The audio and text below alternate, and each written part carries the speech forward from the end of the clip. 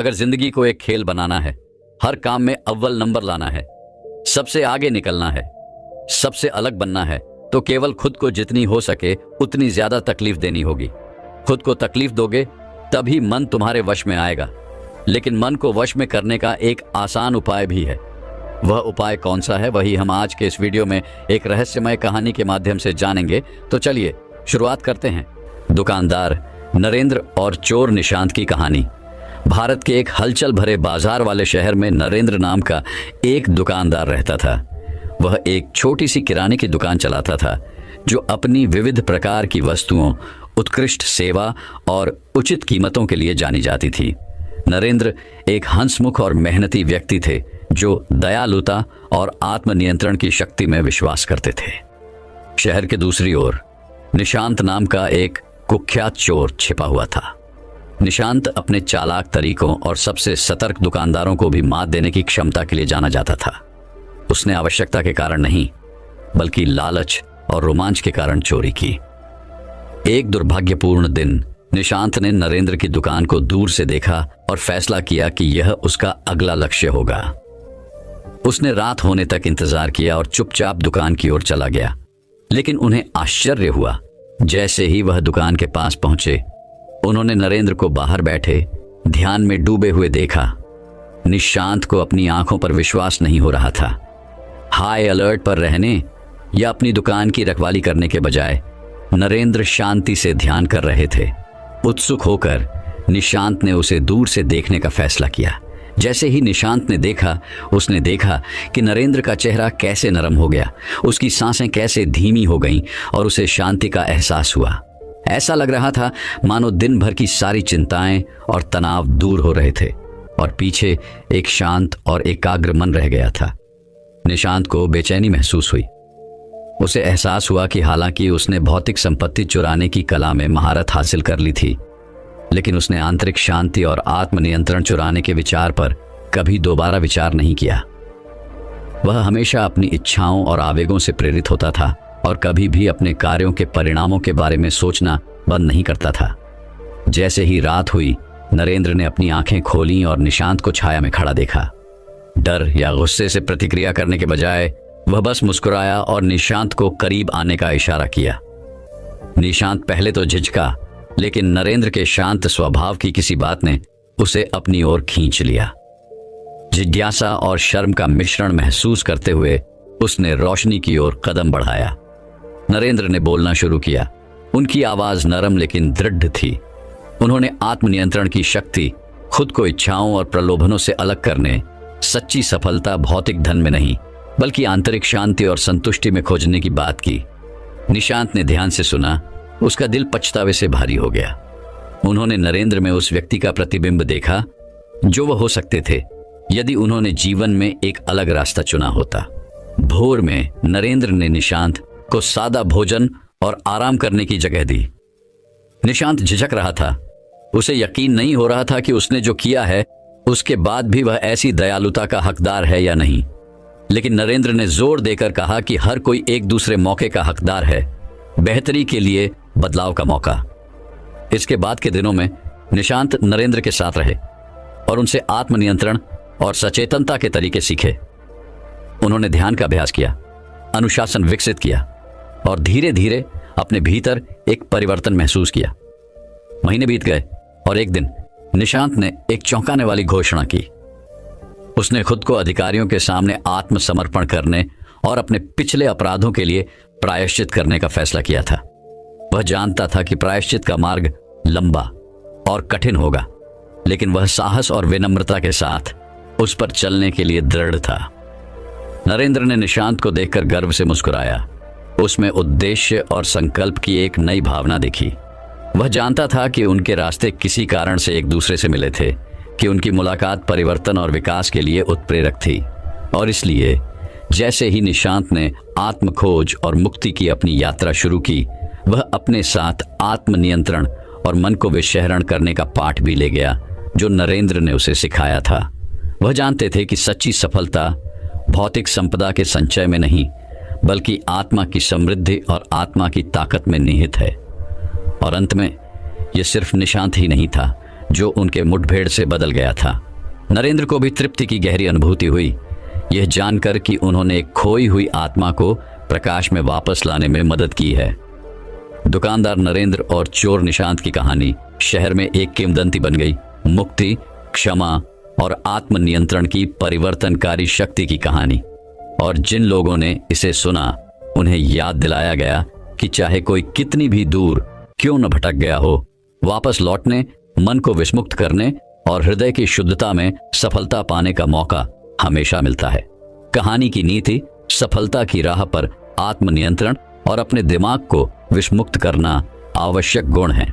भौतिक संपदा अस्थायी संतुष्टि ला सकती है, लेकिन सच्ची संतुष्टि आंतरिक शांति, अनुशासन और स्पष्ट विवेक से आती है।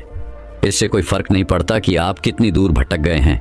नए सिरे से शुरुआत करने, मुक्ति पाने और आत्म सुधार की परिवर्तनकारी शक्ति को अपनाने में कभी देर नहीं होती है।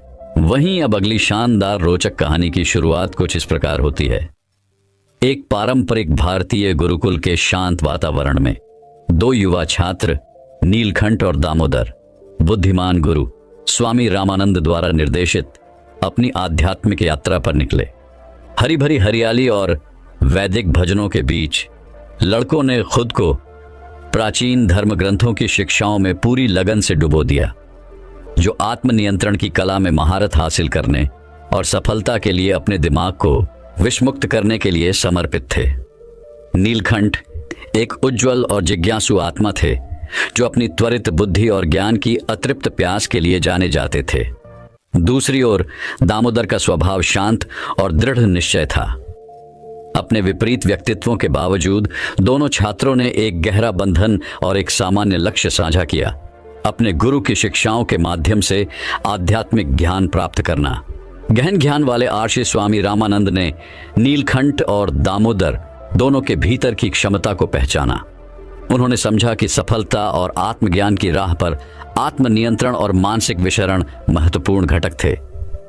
गुरु ने छात्रों को अपने भीतर के राक्षसों का सामना करने और अपनी इच्छाओं और भय पर काबू पाने की चुनौती देते हुए अमूल्य शिक्षाएं प्रदान करना शुरू किया। आवेगी प्रवृत्ति से जूझने वाले नीलकंठ को अपने मन पर नियंत्रण रखना चुनौतीपूर्ण लगता था। गुरु ने उन्हें नियमित रूप से माइंडफुलनेस और ध्यान का अभ्यास करने की सलाह दी और उन्हें बिना किसी निर्णय के अपने विचारों का निरीक्षण करने के लिए प्रोत्साहित किया। दृढ़ता और समर्पण के साथ नीलकंठ ने धीरे धीरे अपने भटकते दिमाग पर नियंत्रण हासिल कर लिया और अपनी ऊर्जा को रचनात्मक कार्यों की ओर लगाना सीख लिया। दूसरी ओर दामोदर को एक अलग चुनौती का सामना करना पड़ा। अपने शांत स्वभाव के बावजूद वह आत्मसंदेह और नकारात्मक मान्यताओं से जूझते रहे, जो उनकी प्रगति में बाधक थे। स्वामी रामानंद ने उन्हें आत्मपुष्टि और सकारात्मक दृश्यता का अभ्यास सिखाया, जिससे उन्हें अपनी सीमित मान्यताओं को सशक्त बनाने वाली मान्यताओं से बदलने का मार्गदर्शन मिला। लगातार अभ्यास के माध्यम से दामोदर ने लचीलेपन और आशावाद की मानसिकता विकसित करते हुए अपने दिमाग को फिर से व्यवस्थित करना शुरू कर दिया। जैसे जैसे महीने साल में बदलते गए, नीलकंठ और दामोदर अपने गुरु के मार्गदर्शन में बदल गए। उनके दिमाग स्पष्ट और केंद्रित हो गए, विकर्षणों और नकारात्मकता से बेदाग। उन्होंने आंतरिक शांति और शक्ति की आभा बिखेरते हुए आत्मनियंत्रण और मानसिक विषहरण का सार अपनाया। एक दिन एक पूज्य संत छात्रों को अपना आशीर्वाद देने के लिए गुरुकुल में आए। नीलकंठ और दामोदर को देखकर वह उनकी शांति और ज्ञान की आभा से प्रभावित हुए। वह लड़कों के पास गया और उनसे उनके परिवर्तन के रहस्य के बारे में पूछा। नीलकंठ ने आंखों में चमक के साथ उत्तर दिया, आत्मनियंत्रण और मानसिक विषहरण केवल अभ्यास नहीं, बल्कि जीवन जीने का एक तरीका है। अपने मन पर विजय प्राप्त करके हमने सफलता और आंतरिक शांति की कुंजी खोल ली है। दामोदर ने कहा, यह हमारे विचारों और भावनाओं की शुद्धि के माध्यम से है कि हम अपने जीवन में महानता प्रकट करने का मार्ग प्रशस्त करते हैं। युवा छात्रों के गहन ज्ञान से प्रभावित होकर संत ने सहमति में सिर हिलाया। उन्होंने उन्हें आशीर्वाद दिया, ये जानते हुए कि वे महानता के लिए किस्मत में हैं और अनगिनत आत्माओं को उनकी आध्यात्मिक यात्रा के लिए प्रेरित करेंगे। जैसे ही नीलकंठ और दामोदर ने आत्मज्ञान की ओर अपना मार्ग जारी रखा, वे अपने साथ आत्मनियंत्रण और मानसिक विषहरण के अमूल्य सबक भी ले गए। उनकी यात्रा उन सभी के लिए आशा की किरण के रूप में काम करती है जो सफलता और परिवर्तन चाहते हैं। उन्हें याद दिलाते हैं कि सच्ची महारत मन की सीमा के भीतर शुरू होती है।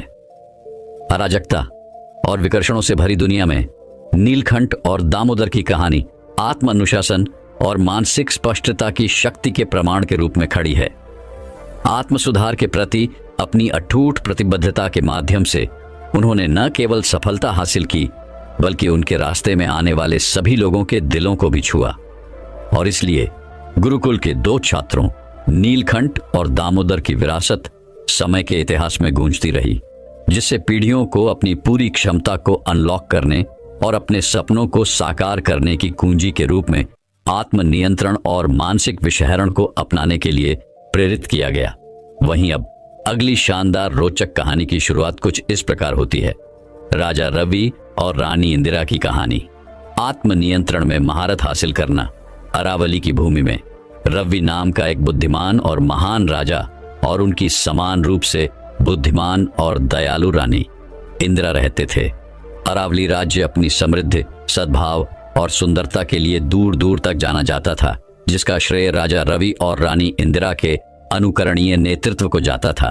हालांकि जो चीज उन्हें वास्तव में अलग करती थी वह थी आत्मनियंत्रण के प्रति उनकी अटूट प्रतिबद्धता और सफलता के लिए मन को विस्मुक्त करने की कला। राजा रवि सबसे चुनौतीपूर्ण परिस्थितियों का सामना करने में भी अपने आत्म अनुशासन और संयमित आचरण के लिए प्रसिद्ध थे। उनका दृढ़ विश्वास था कि अपने विचारों और भावनाओं को नियंत्रित करने की क्षमता महानता प्राप्त करने की कुंजी है। दूसरी ओर रानी इंदिरा अपने सहानुभूतिपूर्ण स्वभाव और गहन ज्ञान के लिए जानी जाती थीं। साथ में वे एक दुर्जेय टीम थे जो अपनी प्रजा को जीवन के हर पहलू में उत्कृष्टता के लिए प्रयास करने के लिए प्रेरित करते थे। एक दिन एक पड़ोसी राज्य ने अपने धन को जीतने और अपने क्षेत्र का विस्तार करने के लिए अरावली पर युद्ध की घोषणा की। राजा रवि और रानी इंदिरा जानते थे कि उन्हें अपने राज्य की रक्षा के लिए तेजी से और निर्णायक रूप से कार्य करना होगा। हालांकि खतरे पर आवेगपूर्ण प्रतिक्रिया करने के बजाय उन्होंने एक रणनीतिक योजना तैयार करने के लिए आत्मनियंत्रण और मन की स्पष्टता की शक्ति को नियोजित करने का निर्णय लिया। वे अपने ध्यान कक्ष में चले गए, जहां उन्होंने गहरी सांस लेने के व्यायाम का अभ्यास किया और अपने मन को हाथ में लिए गए कार्य पर केंद्रित किया। सचेतनता और आत्मनिरीक्षण के माध्यम से वे भय और अनिश्चितता के शोर को शांत करने में सक्षम थे, जिसने उनके निर्णय को खतरे में डाल दिया था। ऐसा करने पर उन्होंने आंतरिक शक्ति और ज्ञान के भंडार को खोल दिया, जिसने उन्हें एक शानदार रक्षा रणनीति तैयार करने के लिए निर्देशित किया। जैसे ही दुश्मन सेना करीब आई, राजा रवि और रानी इंदिरा अपनी सेना में सबसे आगे खड़े हो गए, शांति और आत्मविश्वास की भावना दिखाते हुए, जिसने उनके सैनिकों को वीरता और दृढ़ संकल्प के साथ लड़ने के लिए प्रेरित किया। युद्ध की भीषणता के बावजूद वे अपने संकल्प पर दृढ़ रहे, कभी क्रोध या निराशा के आगे नहीं झुके। उनका अटूट आत्मनियंत्रण और मानसिक दृढ़ता अरावली की जीत सुनिश्चित करने में निर्णायक साबित हुई। युद्ध के बाद जब राज्य ने अपनी जीत का जश्न मनाया, राजा रवि और रानी इंदिरा ने अपनी प्रजा को इकट्ठा किया और जो अमूल्य सबक उन्होंने सीखा था उसे साझा किया।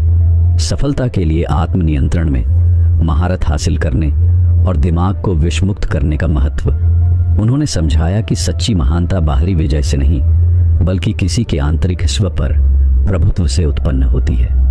अरावली के लोगों ने ध्यान से सुना। उन्हें एहसास हुआ कि आत्मनियंत्रण उनकी पूरी क्षमता को उजागर करने और अपने सपनों को प्राप्त करने की कुंजी है।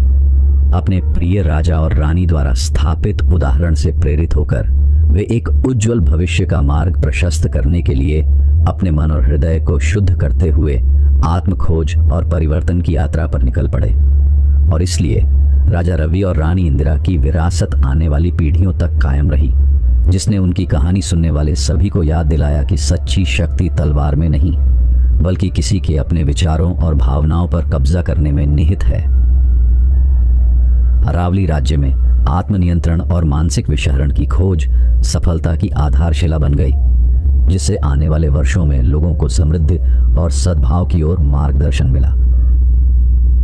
कहानी का सार। सच्ची सफलता का मार्ग आत्मनियंत्रण में महारत हासिल करने और मन को नकारात्मक प्रभावों से मुक्त करने में निहित है। आंतरिक शक्ति और स्पष्टता विकसित करके कोई भी व्यक्ति किसी भी बाधा को पार कर सकता है और जीवन के सभी पहलुओं में महानता हासिल कर सकता है। वहीं अब अगली शानदार रोचक कहानी की शुरुआत कुछ इस प्रकार होती है। रामू, श्यामू और निशा की कहानी। सफलता के लिए आत्मनियंत्रण और अपने दिमाग को डिटॉक्स करें। भारत के एक छोटे से गांव में रामू, श्यामू और निशा नाम के 3 दोस्त रहते थे। रामू अपनी बुद्धिमत्ता और बुद्धि के लिए, श्यामू अपनी ताकत और दृढ़ संकल्प के लिए और निशा अपनी दयालुता और रचनात्मकता के लिए जाने जाते थे। अपने अलग अलग गुणों के बावजूद तीनों का एक ही लक्ष्य था, अपने जीवन में सफलता प्राप्त करना। एक दिन जब वे एक बरगद के पेड़ के नीचे आराम कर रहे थे, अपने सपनों और आकांक्षाओं पर चर्चा कर रहे थे, एक बुद्धिमान वृद्ध आर्षि उनके पास आए। उन्होंने तीनों दोस्तों की ओर देखा और कहा, सफलता प्राप्त करने के लिए आपको पहले आत्मनियंत्रण की कला सीखनी होगी और अपने दिमाग को नकारात्मकता से मुक्त करना होगा। उनके शब्दों से प्रभावित होकर रामू, श्यामू और निशा ने उनका मार्गदर्शन लेने का फैसला किया। आर्षि उन्हें एक शांत जंगल में ले गए, जहां उन्होंने आत्मनियंत्रण के महत्व और सफलता की दिशा में किसी की यात्रा पर नकारात्मक विचारों के प्रभाव के बारे में समझाया। फिर उन्होंने उनमें से प्रत्येक को उनकी आत्मनियंत्रण क्षमताओं का परीक्षण करने के लिए एक अनूठा कार्य दिया। रामू को 1 महीने तक गपशप और नकारात्मक बातों में लिप्त रहने के प्रलोभन से बचने का काम सौंपा गया था। श्यामू को चुनौती दी गई कि चाहे परिस्थिति कैसी भी हो, उसे क्रोधित होने या अपना आपा खोने से बचना चाहिए। निशा को भौतिक इच्छाओं से खुद को अलग करते हुए हर दिन सचेतनता और कृतज्ञता का अभ्यास करने का काम दिया गया था। जैसे जैसे दिन बीतते गए, रामू के लिए गपशप करने की अपनी इच्छा को नियंत्रित करना कठिन होता गया, खासकर जब उसने दूसरों के बारे में दिलचस्प अफवाहें सुनी। चुनौतीपूर्ण परिस्थितियों का सामना करने पर श्यामू को खुद को शांत रखने के लिए संघर्ष करना पड़ा, जिसने उसके धैर्य की परीक्षा ली। निशा के लिए खुद को भौतिक संपत्ति और इच्छाओं से अलग करना कठिन था, क्योंकि वे उसकी पहचान का एक महत्वपूर्ण हिस्सा थे। चुनौतियों के बावजूद तीनों दोस्तों ने आत्मनियंत्रण और अपने दिमाग को डिटॉक्स करने की यात्रा में एक दूसरे का समर्थन किया। उन्होंने एक दूसरे को आर्षि के ज्ञान की याद दिलाई और एक दूसरे को अपने लक्ष्यों के प्रति सच्चे रहने के लिए प्रोत्साहित किया। जैसे ही महीना समाप्त हुआ, बुद्धिमान आर्षि फिर उनसे मिलने आए। उन्होंने आंखों में चमक के साथ रामू, श्यामू और निशा की ओर देखा और कहा, आप सभी ने आत्मनियंत्रण में महारत हासिल करने और अपने दिमाग को डिटॉक्स करने में उल्लेखनीय प्रगति दिखाई है। आपने सीखा है कि सफलता केवल बाहरी उपलब्धियों के बारे में नहीं है, बल्कि आंतरिक उपलब्धियों के बारे में भी है। शांति और सामंजस्य, स्पष्टता और उद्देश्य की एक नई भावना के साथ रामू, श्यामू और निशा अपने गांव लौट आए। उन्होंने जो सबक सीखा था उसे अपने दैनिक जीवन में लागू किया और जल्द ही सकारात्मक बदलाव होते देखना शुरू कर दिया। रामू अपनी सत्यनिष्ठा और ईमानदारी के लिए जाने गए, जिससे उनके आसपास के लोगों का सम्मान अर्जित हुआ। श्यामू के शांत आचरण और धैर्य ने उसे अनुग्रह और लचीलेपन के साथ बाधाओं पर काबू पाने में मदद की। निशा का ध्यान जागरूकता और कृतज्ञता पर केंद्रित होने से उसे संतुष्टि और तृप्ति की भावना मिली, जिसे उसने पहले कभी अनुभव नहीं किया था। जैसे जैसे समय बीतता गया, तीनों दोस्तों ने अपने अपने क्षेत्र में बड़ी सफलता हासिल की, न केवल अपनी प्रतिभा के कारण बल्कि अपने अटूट आत्मनियंत्रण और सकारात्मक मानसिकता के कारण। वे समझ गए थे कि सच्ची सफलता दुनिया को जीतने से पहले खुद पर काबू पाने में है। इस कहानी का उपदेश यह है कि आत्मनियंत्रण और अपने मन को नकारात्मकता से मुक्त करना सफलता प्राप्त करने के लिए आवश्यक तत्व है।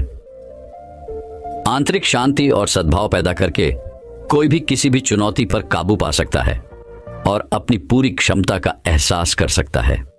रामू, श्यामू और निशा की तरह हम भी अपने विचारों और भावनाओं पर नियंत्रण करके सफलता की ओर यात्रा शुरू कर सकते हैं, जिससे हम पूर्णता और प्रचुरता का जीवन जी सकते हैं। वहीं अब अगली शानदार रोचक कहानी की शुरुआत कुछ इस प्रकार होती है। आत्मनियंत्रण में भिक्षु का पाठ हरी भरी पहाड़ियों के बीच बसे एक छोटे से भारतीय गांव में रवि नाम का एक बुद्धिमान बूढ़ा साधु रहता था। गांव के लोग उनकी बुद्धिमत्ता और शांतिपूर्ण जीवन शैली के लिए उनका सम्मान करते थे। रवि आत्मनियंत्रण और सफलता के लिए मन को विषमुक्त करने की शक्ति पर अपनी शिक्षाओं के लिए दूर दूर तक जाने जाते थे। एक दिन अर्जुन नाम का एक परेशान युवक साधु से मार्गदर्शन लेने आया। अर्जुन महत्वाकांक्षी और प्रेरित था, लेकिन वह खुद को लगातार नकारात्मक विचारों और व्याकुलताओं से ग्रस्त पाता था। वह अपने लक्ष्यों पर ध्यान केंद्रित करने के लिए संघर्ष करता था और अक्सर खुद को ऐसे प्रलोभनों के आगे झुकता हुआ पाता था जिसके कारण वह भटक जाता था। रवि ने अर्जुन का अपने विनम्र निवास में स्वागत किया और उसे एक सीट प्रदान की। शांत मुस्कान के साथ उन्होंने बोलना शुरू किया। मेरे प्रिय अर्जुन, सफलता की कुंजी न केवल कड़ी मेहनत और दृढ़ संकल्प में निहित है, बल्कि आत्मनियंत्रण की कला में महारत हासिल करने में भी निहित है। जिस तरह एक नाविक को अपने लक्ष्य तक पहुंचने के लिए तूफानी समुद्र से गुजरना पड़ता है, मंजिल तुम्हें भी अपने मन के तूफानों से पार पाना सीखना होगा। उत्सुकतावश अर्जुन ने ध्यान से सुना जब भिक्षु ने आगे कहा, अपने मन को विषाक्त पदार्थों से मुक्त करने और सफलता का मार्ग प्रशस्त करने के लिए आपको सबसे पहले सांसारिक इच्छाओं के प्रति अपने लगाव को छोड़ना सीखना होगा। जैसे कमल का फूल गंदे पानी से ऊपर उठता है, वैसे ही आपको भी ऐसा करना चाहिए। उन विकर्षणों से ऊपर उठे जो आपकी दृष्टि को धूमिल करते हैं। इसके बाद रवि अर्जुन को ध्यान और सचेतनता की कला दिखाते हुए गांव की यात्रा पर ले गए। उन्होंने प्रकृति की ध्वनियों से घिरे शांत तालाब के किनारे मौन चिंतन में घंटों बिताए। जैसे ही सूरज डूबने लगा, रवि फिर बोला, अपने दिमाग को डिटॉक्सिफाई करना धूल भरे दर्पण को साफ करने जैसा है। जब दर्पण साफ होगा, तभी आप अपना असली प्रतिबिंब देख पाएंगे। जैसे ही अर्जुन ने भिक्षु की शिक्षाओं को आत्मसात किया, उसे अपने ऊपर शांति की अनुभूति महसूस हुई। उन्होंने महसूस किया कि सच्ची सफलता बाहरी उपलब्धियों से नहीं मापी जाती, बल्कि उस आंतरिक शांति और संतुष्टि से मापी जाती है जो अपने मन पर नियंत्रण पाने से मिलती है। दिन हफ्तों में बदल गए और अर्जुन ने रवि के मार्गदर्शन में पढ़ाई जारी रखी। उन्होंने प्रतिदिन ध्यान का अभ्यास किया और अपने विचारों और भावनाओं को नियंत्रित करना सीखा। धीरे धीरे लेकिन निश्चित रूप से उसे स्पष्टता और उद्देश्य की भावना महसूस होने लगी जो उसे इतने लंबे समय तक नहीं मिली थी। एक दिन जब अर्जुन तालाब के किनारे गहरे ध्यान में बैठे थे, तो उन्हें एक गहन अनुभूति हुई। वह समझ गया कि आत्मनियंत्रण इच्छाओं को दबाने के बारे में नहीं है, बल्कि उन्हें पार करने के बारे में है। बादलों के ऊपर उड़ते एक पक्षी की तरह उसने महसूस किया कि उसकी आत्मा उसके मन की सीमाओं से ऊपर उठ गई है। नई स्पष्टता और दृढ़ संकल्प के साथ अर्जुन अपने लक्ष्यों को प्राप्त करने के लिए निकल पड़ा। उन्होंने अपनी सारी ऊर्जा अपने चुने हुए रास्ते पर केंद्रित करते हुए लगन से काम किया, और जैसे जैसे वह चुनौतियों और असफलताओं से जूझता रहा, वह आत्मनियंत्रण और मन को विषमुक्त करने की भिक्षु की शिक्षाओं को अपने साथ ले गया। साल बीतते गए और अर्जुन गांव समुदाय का एक सफल और सम्मानित सदस्य बन गया। उनकी बाहरी उपलब्धियां उनके आंतरिक परिवर्तन को दर्शाती है। लोग न केवल उनकी उपलब्धियों के लिए, बल्कि उनके भीतर से झलकने वाली शांति और ज्ञान के लिए भी उनकी ओर देखते थे। अपने बुढ़ापे में अर्जुन उस बुद्धिमान भिक्षु रवि से मिलने के लिए लौटे जिन्होंने उन्हें आत्मनिपुणता के मार्ग पर स्थापित किया था। आंखों में कृतज्ञता के आंसू लेकर वह साधु के सामने झुक गया और बोला, धन्यवाद प्रिय रवि, मुझे आत्मनियंत्रण का अमूल्य पाठ सिखाने के लिए। यह मेरी सफलता की यात्रा का मार्गदर्शक रहा है। और जैसे ही सूरज पहाड़ियों के पीछे डूब गया, गांव पर सुनहरी चमक बिखेरते हुए रवि जानबूझकर मुस्कुराया। वह जानता था कि अर्जुन ने सबसे महत्वपूर्ण सबक सीख लिया है कि सच्ची सफलता खुद पर महारत हासिल करने से शुरू होती है। कहानी की नीति आत्मनियंत्रण और मन को विषमुक्त करना सच्ची सफलता और आंतरिक शांति को खोलने की कुंजी है। जिस तरह कमल गंदे पानी से ऊपर उठता है, उसी तरह हमें अपनी पूरी क्षमता हासिल करने के लिए मन के भटकाव से ऊपर उठना चाहिए। वहीं अब अगली शानदार रोचक कहानी की शुरुआत कुछ इस प्रकार होती है। आत्मनियंत्रण और माइंड डिटॉक्स की शक्ति मुंबई के हलचल भरे शहर में प्रिया, आरोही और काव्या नाम की 3 महत्वाकांक्षी युवा लड़कियां अपने बचपन के दोस्त रोहन नाम के एक लड़के के साथ रहती थीं। उन चारों के बीच गहरा रिश्ता था और उनका एक ही सपना था, अपने अपने क्षेत्र में सफलता हासिल करना और दुनिया पर सकारात्मक प्रभाव डालना। हालांकि जैसे ही वे अपने लक्ष्य की ओर यात्रा पर निकले, उन्हें कई बाधाओं का सामना करना पड़ा, जिन्होंने उनके संकल्प और आत्मनियंत्रण की परीक्षा ली। प्रिया, एक उभरती हुई उद्यमी, अक्सर खुद को अपना स्टार्टअप चलाने की मांगों से अभिभूत पाती थी। आरोही, एक प्रतिभाशाली कलाकार, आत्मसंदेह और अपने क्षेत्र में दूसरों से तुलना से जूझती रही। काव्या, एक समर्पित सामाजिक कार्यकर्ता को जरूरतमंद लोगों की अथक मदद करने के कारण जलन का सामना करना पड़ा। रोहन, एक होनहार युवा वैज्ञानिक, अपने शोध में विकर्षणों और आत्म अनुशासन के मुद्दों से जूझता रहा। एक दिन 4 दोस्त मुंबई के बाहरी इलाके में एक शांत पार्क में पिकनिक के लिए इकट्ठे हुए। जैसे ही उन्होंने धूप का आनंद लिया और एक दूसरे की कंपनी का आनंद लिया, उन्होंने अपने संघर्षों के बारे में खुलकर बात की और अपने डर और निराशाओं को साझा किया।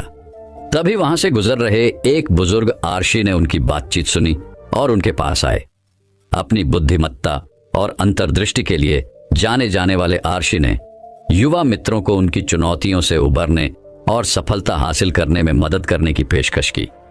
उन्होंने खुलासा किया कि उनकी पूरी क्षमता को अनलॉक करने की कुंजी आत्मनियंत्रण की कला में महारत हासिल करने और उनके दिमाग को नकारात्मक विचारों और विकर्षणों से मुक्त करने में निहित है। अगले सप्ताहों के दौरान आर्शी ने प्रिया, आरोही, काव्या और रोहन को सलाह दी और उन्हें आत्मनियंत्रण बढ़ाने और अपने दिमाग को साफ करने के लिए मूल्यवान सबक और तकनीकें प्रदान की। प्रिया ने अभिभूत महसूस करने से बचने के लिए कार्यों को प्राथमिकता देना, जिम्मेदारियां सौंपना और सीमाएं निर्धारित